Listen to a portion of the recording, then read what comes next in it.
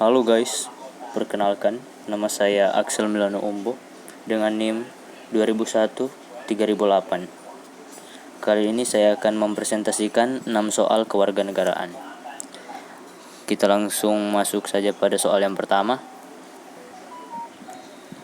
Nomor 1.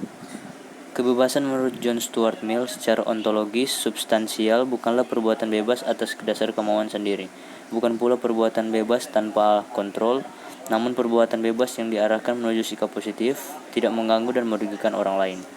Melihat situasi dan kondisi kebebasan yang terjadi di Indonesia saat ini, dengan dasar kebebasan menyampaikan pendapat di muka umum, bagaimana tanggapan Anda? Tanggapan saya, sistem demokrasi identik dengan kebebasan untuk menyuarakan pendapat, termasuk kebebasan bagi pihak pers. Kebebasan pers bukan berarti pers bisa semena-mena dalam hal penyampaian informasi, tetapi kebebasan pers lebih mengarah pada kebebasan pers yang disertai dengan tanggung jawab sosial. Informasi atau berita yang dikeluarkan oleh pers dikonsumsi langsung oleh publik dan dapat mempengaruhi pemikiran publik secara langsung. Oleh sebab itu, pers harus bertanggung jawab terhadap publik terkait pemberitaan yang telah dikeluarkan.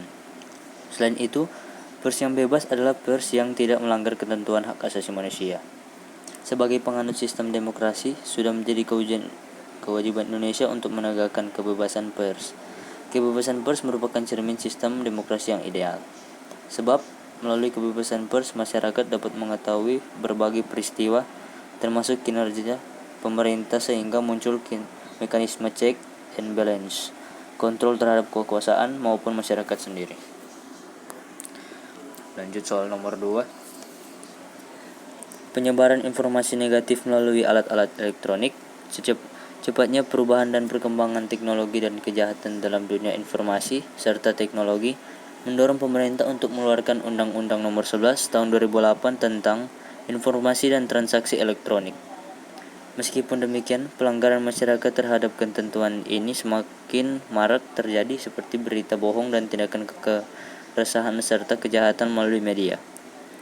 Apa tanggapan Anda dan bagaimana cara mengatasinya? Tanggapan saya, akhir-akhir ini dunia maya banyak dimunculkan informasi dan berita palsu atau lebih dikenal dengan istilah hoax atau sejumlah oknum yang tidak bertanggung jawab. Jika tidak ada kehati-hatian, netizen pun dengan mudah termakan tipuan hoaks tersebut, bahkan ikut menyebarkan informasi palsu itu. Tentunya akan sangat merugikan bagi pihak korban fitnah. Lalu bagaimana caranya agar tak terhasut? Cara agar tak terhasut informasi hoaks ada 5 cara, yaitu pertama, hati-hati dengan judul provokatif. Yang kedua, cermati alamat situs. Yang ketiga, periksa fakta. Yang keempat, cek keaslian foto. Dan yang kelima, ikut serta grup diskusi anti-hoax. Lanjut soal nomor 3. Dalam negara demokrasi di Indonesia saat ini, ajakan bela negara seperti amanat konstitusional pasal 30 UUD Negara Republik Indonesia tahun 1945 dianggap tidak menarik dan sudah usang. Masyarakat tidak suka mengikuti wajib militer. Hal itu diakibatkan oleh pemberian kesadaran kepada generasi muda, khususnya di kalangan kampus, untuk mencintai negara dan taat pada peraturan yang berlaku. Bagaimana tanggapan Anda? Tanggapan saya, wajib militer itu penting karena itu bisa memperkuat pertahanan dan keamanan negara. Tetapi Indonesia dinilai belum membutuhkan wajib militer, sebab ada banyak persyaratan yang harus dibuat untuk mendukung penerapan wajib militer. Pengamat militer Muradi Clark menilai, wacana Menteri Pertahanan Prabowo Subianto tak berhubungan dengan wajib militer. Prabowo disebut hanya berencana mewajibkan program pendidikan bela negara. Ada banyak persyaratan yang harus dibuat untuk mendukung penerapan wajib militer. Salah satunya, kondisi militer sebagai komponen utama. Komponen pendukung seperti aparatur sipil negara pun tak bermasalah. Menteri Pertahanan Prabowo Subianto ingin Indonesia memiliki komponen cadangan pertahanan.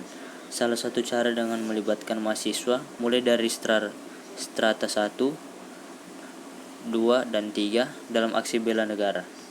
Tentunya harus diikutsertakan dalam kompetisi cadangan. Itu menyangkut pembentukan kekuatan cadangan yang akan mengandalkan kekuatan rakyat. Lanjut soal nomor 4. Menurut Anda, Apakah penegakan hukum terhadap pelaku teror di Indonesia perlu dilakukan secara cepat dan terpadu seperti ketika polisi mendengar laporan intel tentang rencana kaum radikalis untuk melakukan teror, maka tanpa memerlukan pembuktian tersangka langsung ditangkap dan jika melawan langsung dilumpuhkan petugas. Bagaimana tanggapan Anda dihubungkan dengan konsep hak asasi manusia?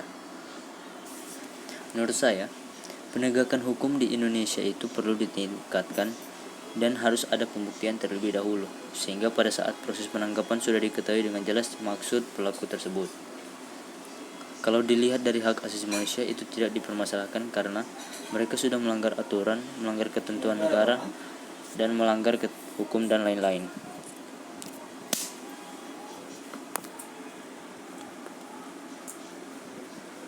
Mengapa diperlukan konsepsi wawasan Nusantara?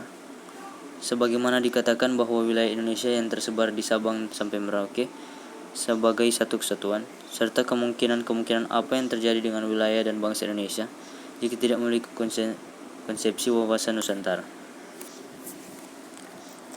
Jika Indonesia tak berwawasan Nusantara, maka negara ini dapat dijajah lagi oleh bangsa lain, bahkan dapat menjadi negara yang hancur. Hal tersebut disebabkan karena tidak adanya lagi rasa persatuan dan kesatuan di antara para warga negara dan tidak adanya rasa untuk melindungi bangsa secara utuh.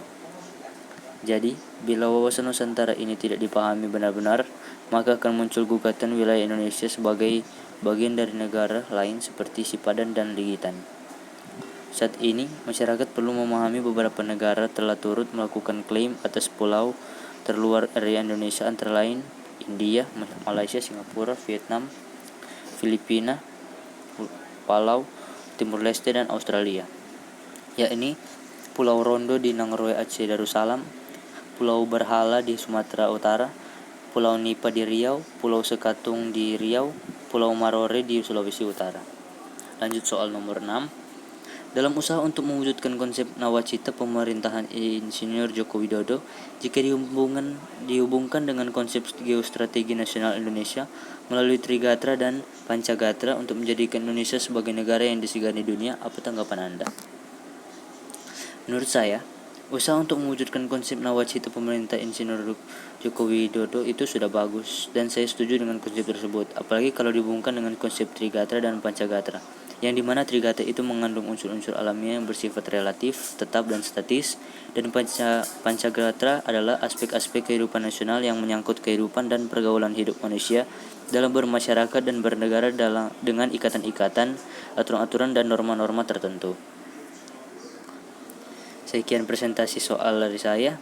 Jika ada kesalahan kata mohon maaf. Terima kasih sudah menonton.